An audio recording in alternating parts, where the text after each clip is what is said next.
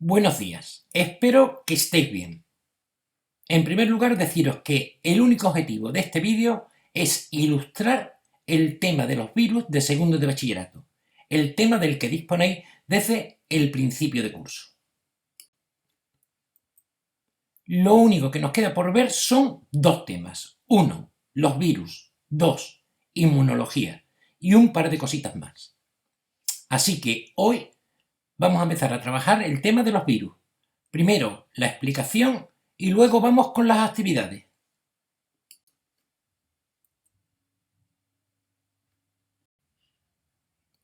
Los virus son entes extraños. Nadie sabe si considerarlos seres vivos o no. De hecho, un simple cristal, materia mineral, en determinadas condiciones, crece y es capaz de dividirse. Los virus no.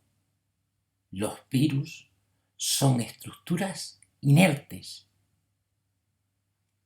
Inertes hasta que encuentran a una célula que sean capaz de parasitar. Y entonces las cosas cambian radicalmente. En la biosfera no hay nada parecido a un virus. Los virus son las únicas entidades que son completamente acelulares. Simplemente son conglomerados de ácidos nucleicos y proteínas.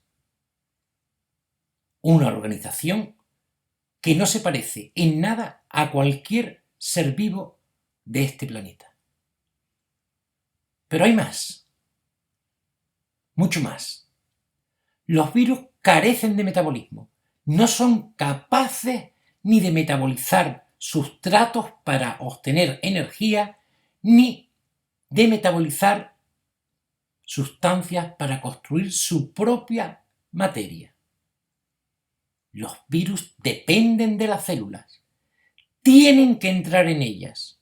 Son parásitos intracelulares y si no entran, simplemente se comportan como partículas inertes. Pero al entrar, se apoderan del aparato metabólico de la célula, utilizan sus enzimas, utilizan sus ribosomas, utilizan su ATP y utilizando los recursos de la célula son capaces de multiplicarse en el interior de las mismas. Los virus pueden comportarse de forma muy diferente, depende del tipo de virus. Unos infectan a una célula y una vez que se reproducen en ella, la destruyen, la rompen. Es lo que ocurre, por ejemplo, con el virus de la viruela. Otros, en cambio, se reproducen dentro de la célula, pero salen de ella sin llegar a destruirla, a través de procesos de exocitosis, es decir, de gemación. Es el caso del virus de la gripe. Otros tienen un comportamiento más sofisticado.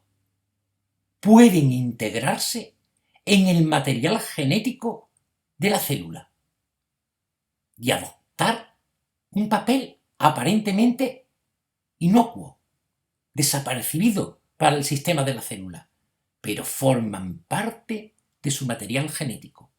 Veremos en este caso que se desencadenan dos tipos de respuestas: la respuesta lisogénica en las bacterias y la transformación neoplásica en células eucariotas. Pues bien, vamos a empezar por el principio. ¿De qué está hecho un virus? Un virus simplemente es material genético, es decir, un ácido nucleico que puede ser ADN o bien ARN, nunca los dos, rodeado por un conjunto de proteínas perfectamente estructuradas. Una cápside o una cápsida. Esta cápsida puede estar formada por un solo tipo de proteína o por varios. En cualquier caso, es una estructura cristalina, es una estructura que puede tener forma icosaédrica, helicoidal o a veces mucho más compleja, como veremos en los fagos de la serie T. Y en los virus animales generalmente suele haber una envoltura, una membrana, y es similar a la membrana plasmática de las células a las que infecta. Tiene estructura de mosaico fluido, es una bicapa lipídica y la ha obtenido de la membrana celular. Algunos virus dentro de la cápside llevan algún tipo de proteína o de enzima que necesitan para realizar su ciclo vital. Por ejemplo, hay virus que llevan enzimas que rompen la pared bacteriana. Es el caso de algunos fagos que portan en su interior lisocima, una enzima que destruye la pared. En otros casos, hay virus que necesitan llevar alguna polimerasa, es decir, alguna enzima que permitan la replicación de su material genético. En otros casos, como veremos, esto no es necesario. Hablamos de nucleocápside para referirnos al conjunto de la cápside y el ácido nucleico del virus. Por lo que se refiere al ácido nucleico, los virus pueden tener ADN o ARN, pero nunca los dos ácidos nucleicos. En cualquier caso, este material genético puede ser monocatenario o bicatenario, abierto o cerrado. Depende de cada tipo de virus. En cualquier caso, el genoma vírico es extraordinariamente pequeño. Puede tener tan solo 4 genes, a veces más, hasta 300 genes. Ahí está toda la información que el virus necesita para replicar su material genético, es para replicar proteínas genético y para fabricar las proteínas. Pero ¿cómo es posible que con tan escasa información genética el virus sea capaz de completar su ciclo vital, de auto-perpetuarse con una molécula tan pequeña de ADN o de ARN? ¿Cómo es posible que sea capaz de perpetuarse a lo largo de sintetizar todos sus componentes? Lo voy a decir, mediante el solapamiento de genes. ¿Cómo es posible que sea capaz de células con tan pocos genes, pongamos que está formado por 500 bases nitrogenadas, de copias, se lee dentro de una célula de forma inequívoca? De principio, pues os lo voy a decir. A partir de ahí, mediante solapamiento se leerá un gen diferente. En cualquier polimerasa nunca lee un gen formado, por ejemplo, por la zona media de bases nitrogenadas. Y el siguiente gen empezará a continuación. Son distintas. Nunca la polimerasa lee un gen y fabrica una determinada proteína. Pues bien, un gen, esa polimerasa es capaz de leer por la zona media el mismo gen cerca para fabricar una proteína distinta. De esta manera, con una información genética capaces reducida de realizar, los virus son capaces extraordinarias de fabricar las proteínas que necesitan. Pues bien, lo primero que nos tenemos que plantear es cómo consiguen los virus replicar su material genético, fabricar copias de su material genético. Evidentemente, el problema a resolver será muy diferente de si se trata de ADN o de si se trata de ARN. En primer lugar, los virus de ADN, la situación que encuentran en la célula es muy favorable. ¿Por qué? Porque la ADN polimerasa celular es capaz de leer el ADN vírico y fabricar las diferentes copias que necesita. Cuando un virus es de ARN, la situación se complica. Atentos. Un virus de ARN necesita una polimerasa distinta. Necesita una ARN polimerasa, ARN dependiente o sencillamente replicasa. Es decir, una enzima capaz de fabricar copias de ARN a partir de un molde original también de ARN. En este caso, nos vamos a encontrar dos situaciones diferentes. Una, que el virus de ARN tenga una molécula que pueda ser leída por los ribosomas. En este caso, una vez que el virus ha penetrado en la célula y libera su molécula de ARN, esta es leída por los ribosomas y los ribosomas fabricarán las proteínas víricas correspondientes. ¡Atención! Este ARN no es el que va a salir de la célula, puesto que se trata de una copia y por tanto de una molécula complementaria al original. Por tanto, la replicasa, a partir de las moléculas de ARN que se han formado, volverán a sintetizar nuevas moléculas de ARN vírico, que al ser complementarias serán idénticas a la que entró en la célula, ARN de cadena más o positiva, y será la que será encapsulada para salir de la célula infectada. En cambio, si el virus posee ARN de cadena menos o negativa, es decir, que el ribosoma no es capaz de leer este ARN sino el complementario, entonces la situación es distinta. Este tipo de virus tiene que llevar dentro de la nucleocápside la propia replicasa. Cuando se libere dentro de la célula, tendremos el ARN de cadena menos y la replicasa. Pues bien, la replicasa fabricará una molécula de ARN complementaria y esta sí será leída por los ribosomas. Los ribosomas fabricarán las proteínas víricas, entre ellas la replicasa. Pero atentos, esta molécula de ARN no será la que se encapsule.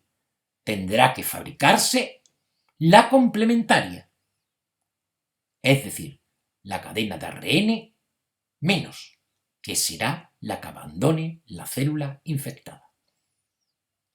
En este momento es importante parar el vídeo y hacer un pequeño dibujo. Poner la cadena más por un lado y poner por otro lado la cadena menos y ver cómo se comporta en la célula. Tener en cuenta que la más o positiva la leen los ribosomas, la menos o negativa no se lee. E intentar fabricar la molécula de ARN vírico que saldrá de la célula, idéntica a la que entró. ¿De acuerdo?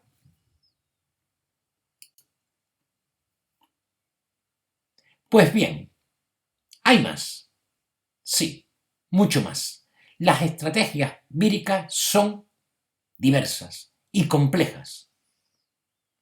Hay un tipo de virus de ARN que utiliza un mecanismo diferente.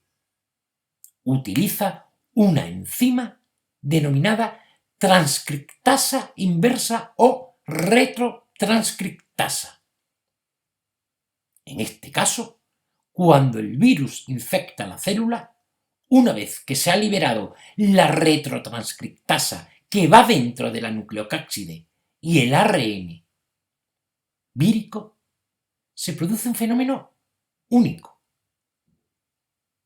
La retrotranscriptasa, a partir de la molécula, una cadena de ARN, fabrica un molde de ADN. Es decir, fabrica una cadena de ADN.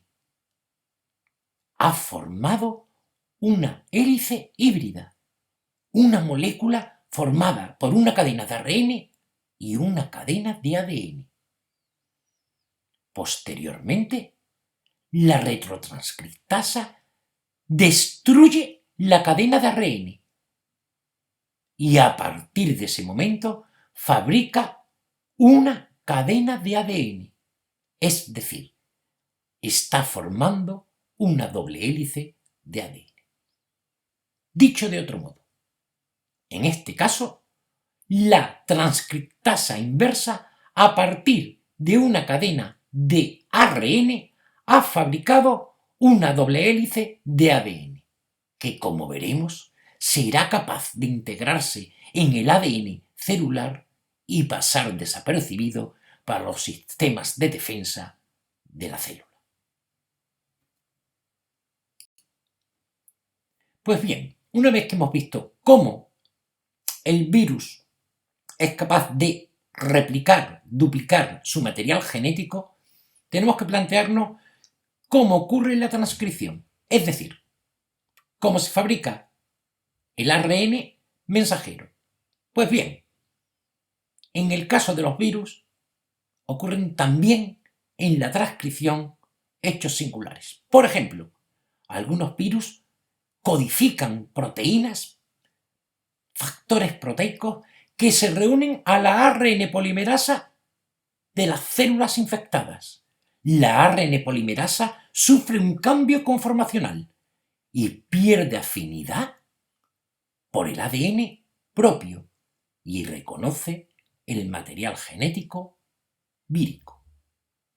A partir de ese momento, una vez que la célula está repleta de ARN víricos, los ribosomas celulares empezarán a leer dichos ARNs y fabricar todas las proteínas que los virus precisan.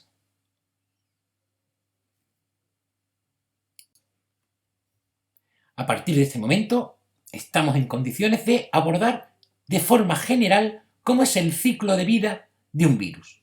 Es evidente que casi cada virus tiene un ciclo de vida propio, una estrategia exclusiva.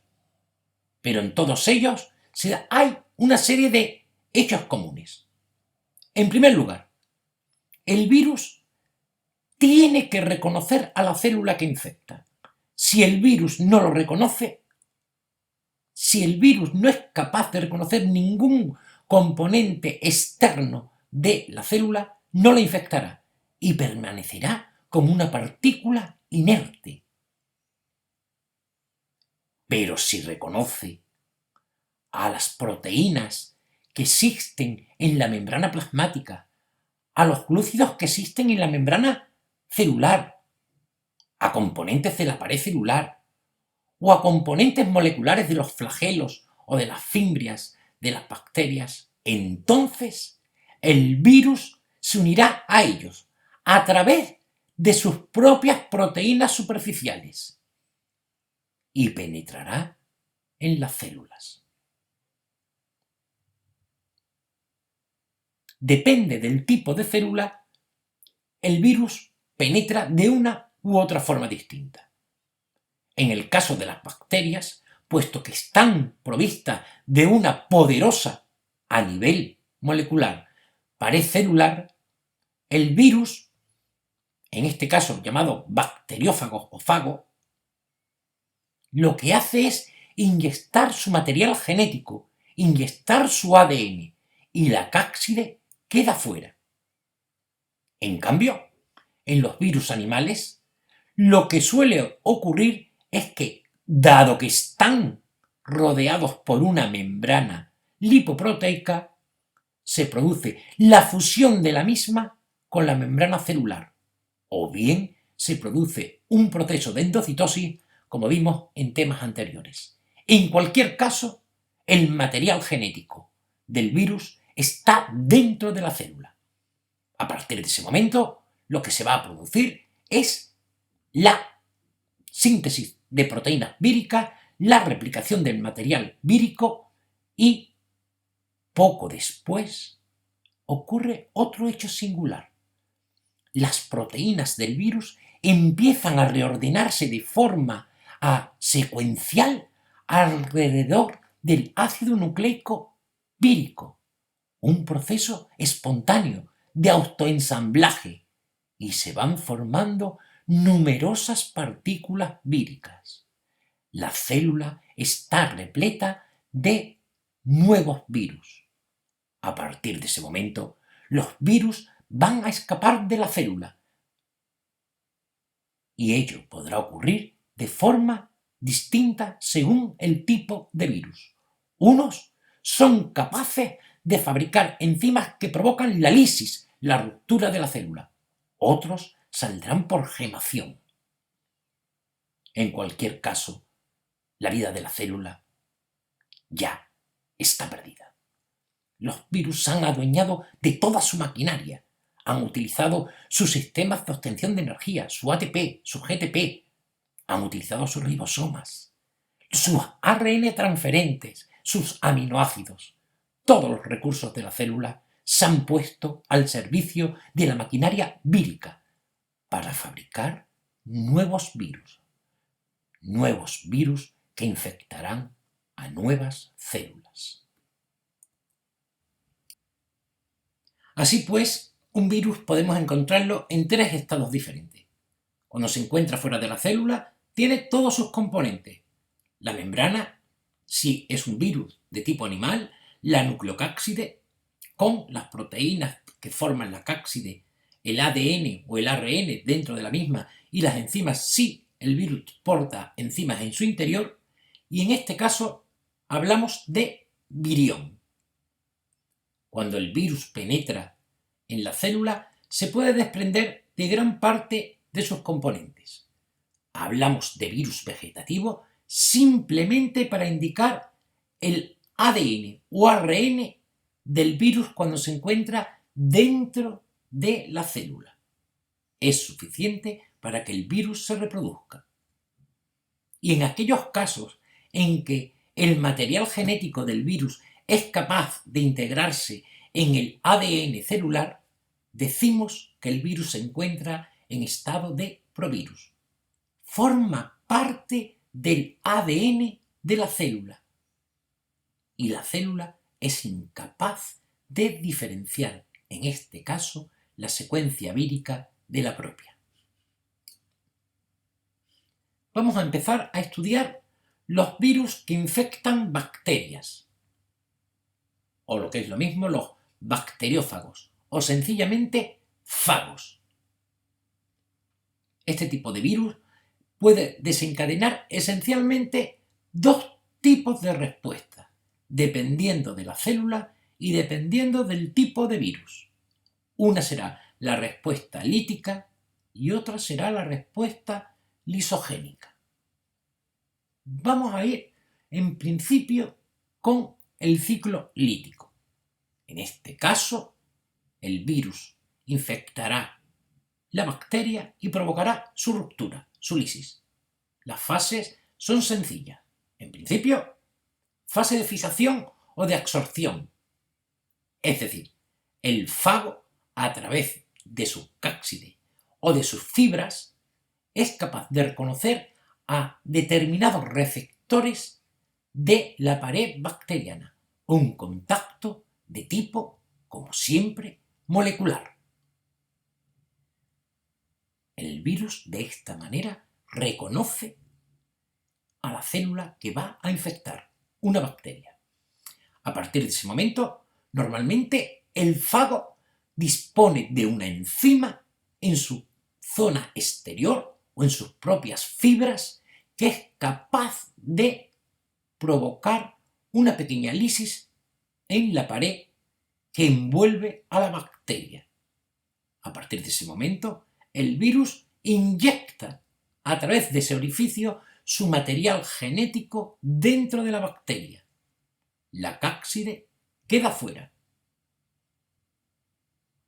A continuación, parece que no ocurre nada dentro de la bacteria. Hablamos de fase de eclipse, puesto que solamente está el ácido nucleico dentro.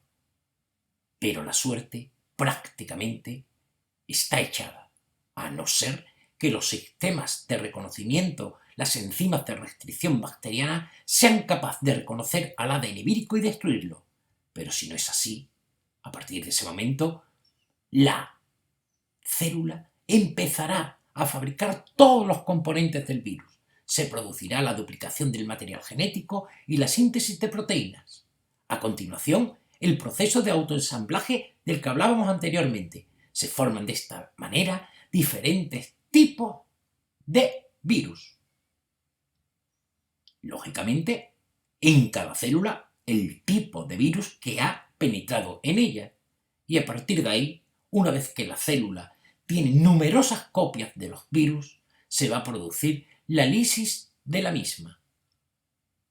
Habitualmente, el virus es capaz de fabricar de nuevo enzimas con capacidad de destruir, de lisar la célula infectada.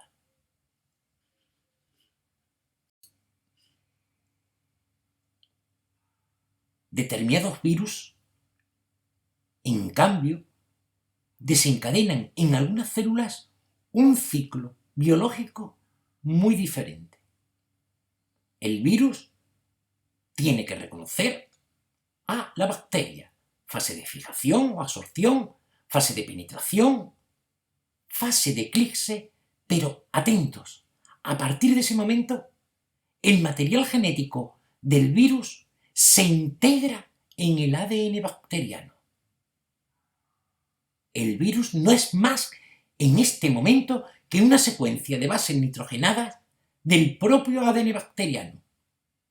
Decimos que se encuentra en estado de provirus o profago.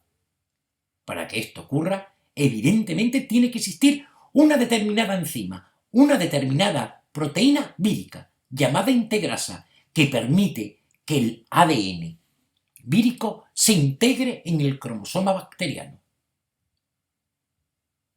A partir de ese momento, todavía no ocurrirá nada, porque de las pocas proteínas codificadas por el virus, las proteínas represoras impiden que los genes víricos se expresen.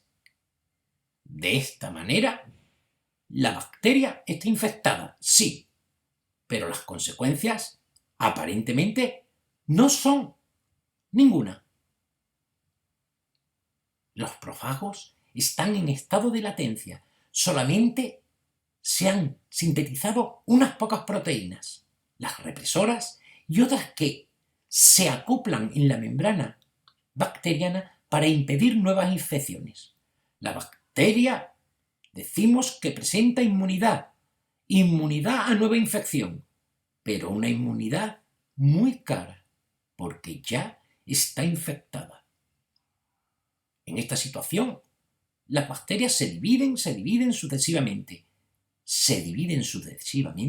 y todas sus descendientes están infectadas. Hablamos de ciclo lisogénico en una situación altamente compleja, porque a partir de un determinado momento es posible que cuando aumente la radiación ultravioleta, cuando haya una mayor cantidad de radiación X o ante determinados agentes químicos mutagénicos o cuando la temperatura se eleve, se destruya la proteína represora del propio virus y a partir de ese momento los genes víricos se expresan.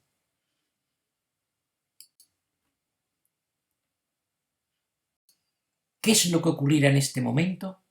Pues que sencillamente se forma nuevo material genético vírico, replicación de ese material genético, se produce la transcripción de todos los genes del material vírico, se forman las proteínas de la nucleocápside, se produce un proceso de autoensamblaje, es decir, se están formando nuevos virus dentro de la célula.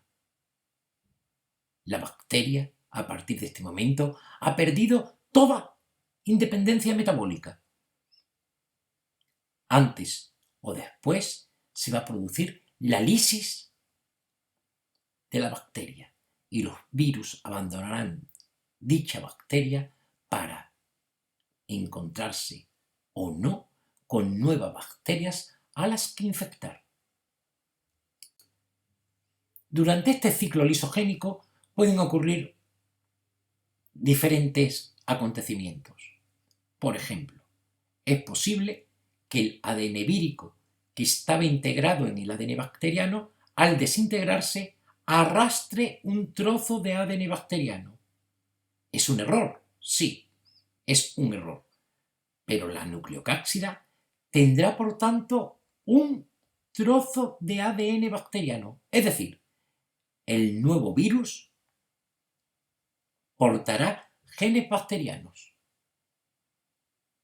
También es posible que el ADN bacteriano se haya fragmentado independientemente y que un pequeño fragmento quede dentro de la nucleocápside vírica. En cualquier caso, estos fenómenos, que son poco probables, son sin embargo muy importantes, porque estos virus que se han formado de forma errónea transferirán un fragmento de ADN bacteriano a otras bacterias. Es lo que llamábamos en el tema anterior transducción. Los virus de esta manera transfieren trozos de ADN bacteriano a otras bacterias. Cuando las infecten, pueden ocurrir distintos acontecimientos. Uno, que una vez que el material genético comparte de fragmentos bacterianos entren en la nueva célula, sean destruidos, con lo cual las consecuencias biológicas serán exactamente ninguna. Dos, que al penetrar este material vírico con material bacteriano se produzca dentro de la nueva bacteria un proceso de recombinación. Es decir, la bacteria está recibiendo un nuevo gen bacteriano. Si es capaz de destruir al virus, la bacteria tendrá nuevas características que le permitirán o no aumentar su probabilidad de supervivencia. Otro de los hechos que pueden ser muy interesantes desde el punto de vista biológico es que una misma bacteria sea infectada por varios virus. Es decir, se dé una situación de coinfección. En este caso, el material genético de un virus puede recombinarse con el material genético de otro virus. Se están formando nuevas combinaciones génicas. Sería un laboratorio biológico, un laboratorio vivo, donde se forman virus con nuevas características. Por lo que se refiere a los virus que infectan plantas, los virus vegetales, normalmente utilizan como vector de transmisión a un insecto, porque la pared celular de las células vegetales le supone una frontera bastante resistente a la entrada de los mismos. Así pues, normalmente las infecciones víricas en plantas son transmitidas por diferentes tipos de insectos. Los virus vegetales provocan extraordinarios daños en las cosechas.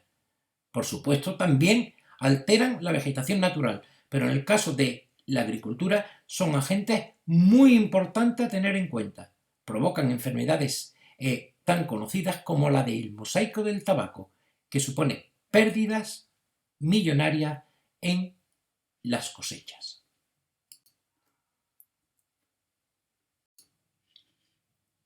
En el caso de los virus animales, podemos encontrar también respuestas muy diferentes.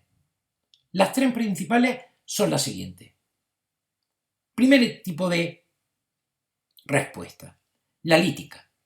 Es decir, el virus infecta una célula animal y para salir la destruye, la rompe.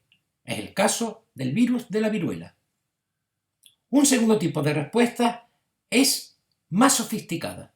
El virus infecta a la célula, se reproduce dentro de ella, pero no la destruye de forma inmediata, sino que poco a poco de forma gradual, va liberando partículas víricas que salen por exocitosis o por gemación.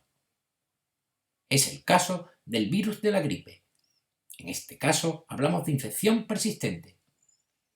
Y el tercer tipo de respuesta es aún más compleja. En este caso, el virus se va a integrar en el ADN celular y va a desencadenar un proceso tumoral. Va a desencadenar un proceso tumoral limitado o ilimitado, es decir, cáncer. En este caso, hablamos de transformación tumoral. En cualquier caso, en el ciclo vital de un virus que infecta una célula animal, podemos distinguir varias fases. Primero, la unión del virus a la célula. Reconocimiento exacto, molécula a molécula, de los receptores de una determinada célula animal, normalmente de sus proteínas o glucoproteínas de la membrana plasmática, con determinadas proteínas víricas que se encuentran en su superficie. Es la fase de absorción. A partir de ese momento, el virus penetrará en la célula. Puede hacerlo de dos formas distintas.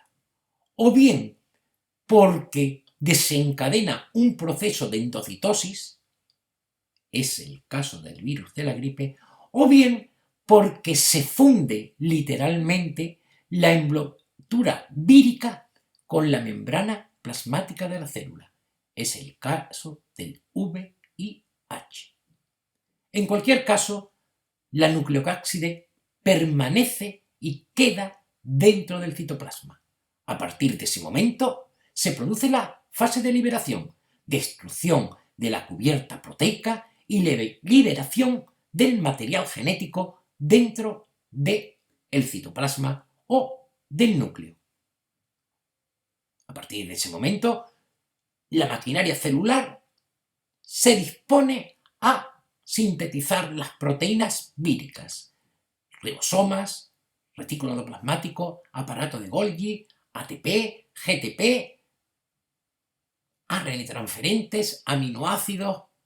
Todos los componentes de la célula animal están a disposición de la maquinaria vírica, que cuando se alcance un determinado nivel empezará a replicar su material genético, su ADN o su ARN.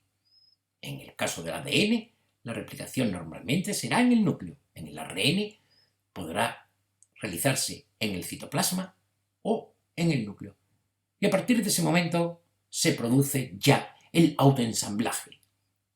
Las proteínas víricas empiezan a asociarse en torno al material genético vírico, ya sea en el núcleo, ya sea en el citoplasma, y se forman las nucleocápsides, que podrán salir de la célula por gemación o por lisis. Cuando abandone la célula, estos virus arrastrarán parte de la membrana plasmática, que de hecho es la membrana que envuelve al virus. En el caso de los virus que provocan una transformación tumoral, lo que ocurre es que el material genético, el ADN, se integra en el ADN de la célula. En estos casos, ese ADN que se ha integrado altera el funcionamiento de determinados genes celulares, genes propios que controlan el crecimiento.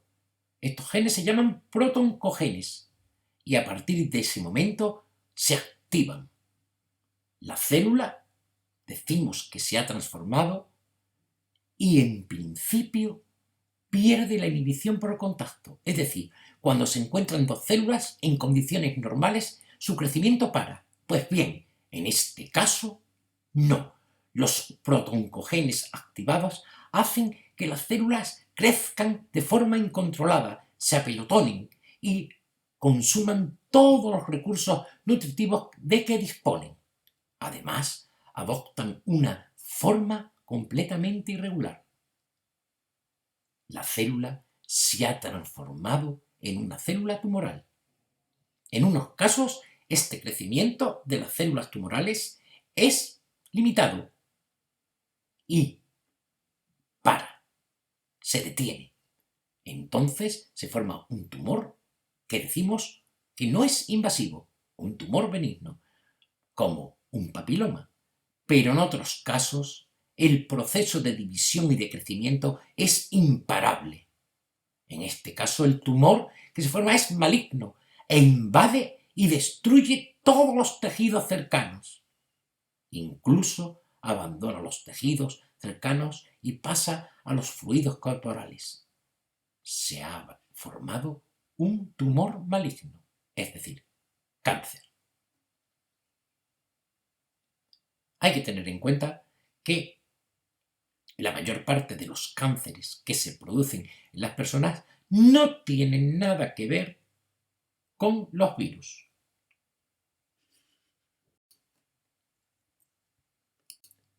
Solo algunos virus, como el de la hepatitis B o el del papiloma, generan tumores, en algunos casos benignos y en otros casos de pronóstico complejo, normalmente maligno, cáncer. Dado que los virus son agentes necesariamente que viven parasitando células animales o vegetales o bacterianas, está claro que tienen una capacidad patogénica muy importante. Dicho de otra manera, los virus provocan un gran número de enfermedades en las personas, desde la gripe hasta el SIDA, desde la rabia hasta la enfermedad que nos tiene aquí encerrados. De hecho, el virus de la gripe, tan conocido, tan familiar para nosotros, provocó en 1918 más de 20 millones de muertos.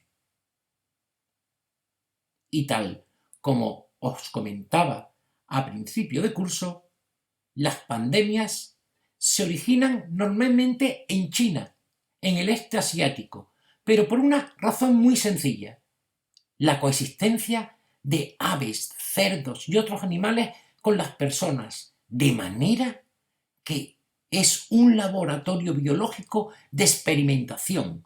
Cuando un virus se torna realmente agresivo en una especie animal y es capaz de dar el salto a la especie humana, en esas situaciones, como ya bien sabéis, surgen serios problemas. No ha sido la primera vez y atentos, no será la última. Vamos a analizar un poco mejor el ciclo vital de dos virus que nos afectan, el de la gripe y el de la inmunodeficiencia humana. Ahí tenéis un dibujo muy esquemático sobre el virus de la gripe.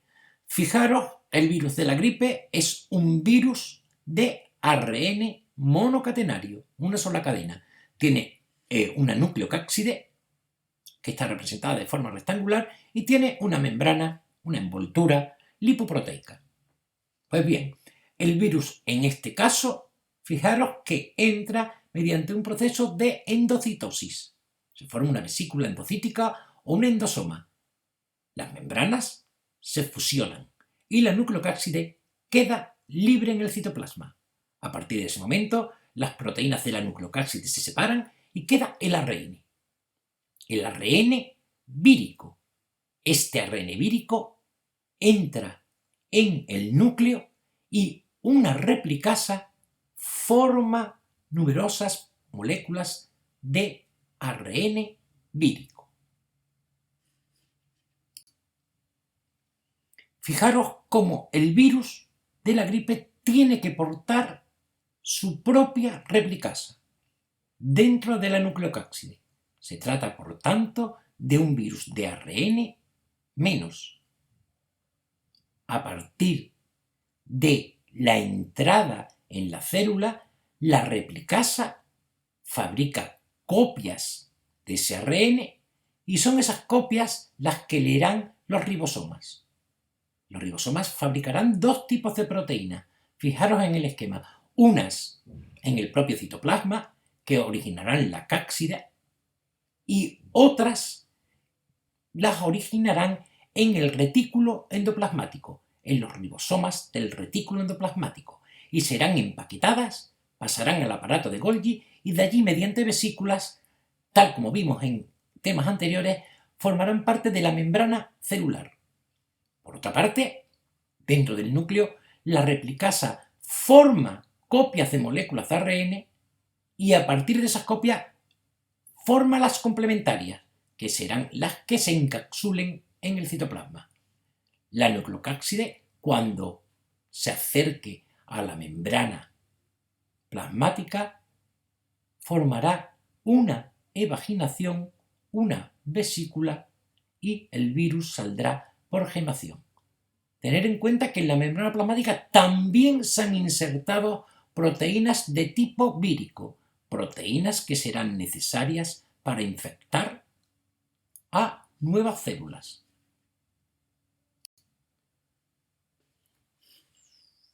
El virus de la inmunodeficiencia humana, el VIH, el causante del SIDA, tiene un comportamiento muy diferente. El virus, a través de sus espículas superficiales, reconoce a los linfocitos T, a proteínas determinadas de su superficie. Reconoce a nuestras células de defensa. Y una vez que se produce la unión de las espículas del virus con los receptores de nuestros linfocitos T, se produce la fusión de membranas. La nucleocápside del virus se libera dentro del linfocito. A partir de ese momento, el ARN vírico se libera y también una enzima que porta en su interior, la retrotranscriptasa. Esta enzima, la retrotranscriptasa, formará una doble hélice de ADN a partir del ARN vírico. En ese momento, este ADN vírico que se ha formado en el citoplasma pasa al núcleo y otra enzima vírica, una integrasa, inserta el ADN en prácticamente cualquier sitio del cromosoma celular.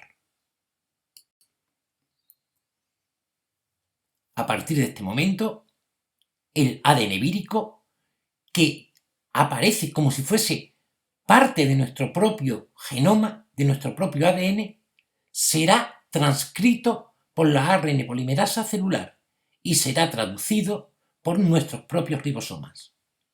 Las consecuencias son claras. Empiezan a formarse ARN del VIH y las proteínas de su cápsida.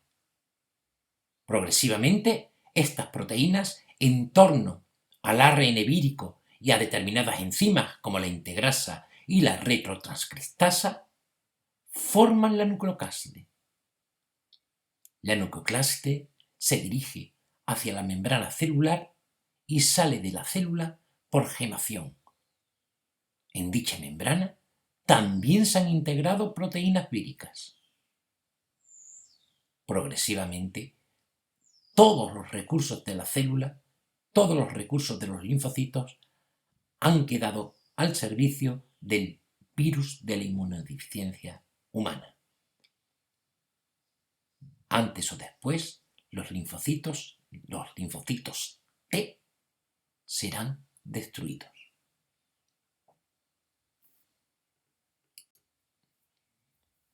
Una de las cuestiones que difícilmente tiene solución es de dónde proceden los virus. De dónde proceden los virus desde el punto de vista evolutivo. Es decir, ¿cuál es el origen de los virus? Pues en principio hay tres tipos de hipótesis. Las hipótesis regresivas, suponen que los virus eran parásitos intracelulares, pero que tenían organización celular muy primitiva, en los orígenes de la vida, cuando las diferencias entre ADN y ARN prácticamente no existían. A partir de aquel momento, fueron progresivamente perdiendo información genética y con ello estructuras y actividades, quedando reducidos a una nucleocápside y el material genético que contiene. Otras hipótesis suponen, en cambio, que los virus son esencialmente genes rebeldes que se separaban y unían al cromosoma como hoy hacen determinados fragmentos génicos. Estos genes rebeldes adquirieron la capacidad para sintetizar las proteínas de la cápside, adquirieron capacidad lítica y capacidad para infectar a determinadas células. Otras hipótesis, en cambio, suponen algo diferente. Indican que los virus han surgido de forma independiente a la célula, también en los orígenes de la vida, y de forma paralelas a ella. Fueron pequeños fragmentos de ácidos nucleicos que progresivamente y de forma paralela a la evolución celular adquirieron capacidad para infectar a dicha célula y utilizar su maquinaria celular. Los virus, en cualquier caso, han jugado un importante papel en la evolución, puesto que transfieren genes entre diferentes tipos de células. Es cierto que los virus, por definición, son patógenos, provocan enfermedades. Actualmente, sin embargo, sí que le hemos encontrado una utilidad, y es utilizarlo como vectores, como transmisores de genes determinados para desarrollar la terapia génica, es decir, para curar determinadas enfermedades en las personas, y también como instrumento muy importante en los procesos biotecnológicos, como vimos en temas anteriores. Para terminar con este tema, queda la pregunta que siempre permanece en el aire. ¿Se pueden considerar seres vivos los virus? Pues bien, una de las características esenciales de la vida es la capacidad de autoperpetuarse a lo largo del tiempo, lo que supone que un determinado sistema es capaz de reproducirse y de desarrollar un metabolismo que permita este proceso. Sin embargo, los virus no tienen capacidad metabólica. Los virus no tienen capacidad de replicarse, de duplicarse, de reproducirse, si no es en el interior de la célula. En este sentido, estaríamos ante un ente biológico diferente, que no podríamos denominar vivo. Sin embargo, los virus tienen independencia genética, es decir, tienen toda la información necesaria para formar nuevos individuos iguales a él. Y además, tienen capacidad mutagénica, son capaces de mutar independientemente de los procesos mutagénicos que sufra la célula a la que han infectado. En este sentido, diríamos, por tanto, que los virus sí que son seres vivos. ¿Qué es lo que ocurre? Lo que ocurre es que es imposible establecer una frontera nítida entre la materia viva y la materia inorgánica. Es imposible establecer una barrera clara entre la vida y la materia orgánica. En los principios de los orígenes de la vida fue un proceso complejo, con diferentes alternativas, con diferentes posibilidades. Y lo que tenemos que tener claro es que allí donde la materia orgánica alcanza un determinado grado de complejidad, antes o después se organizarán, se formarán aparecerán estructuras que podremos llamar vida. Bueno, una vez que hemos visto la parte teórica del tema, tenéis que desarrollar todas las actividades que tenéis aquí, ¿no? Y hay una nueva, como es lógico. La última actividad es la siguiente. Quiero saber qué tipo de virus es el coronavirus COVID-19 y quiero saber qué tipo de ciclo vital realiza el dichoso virus. Y por último, quiero saber qué tipo de célula infecta y por qué. Y con eso hemos terminado con el tema de los virus. Cuando tengamos resueltas todas las actividades, pasaremos al último tema del curso, que es inmunología. ¿De acuerdo? Venga, pues hasta luego.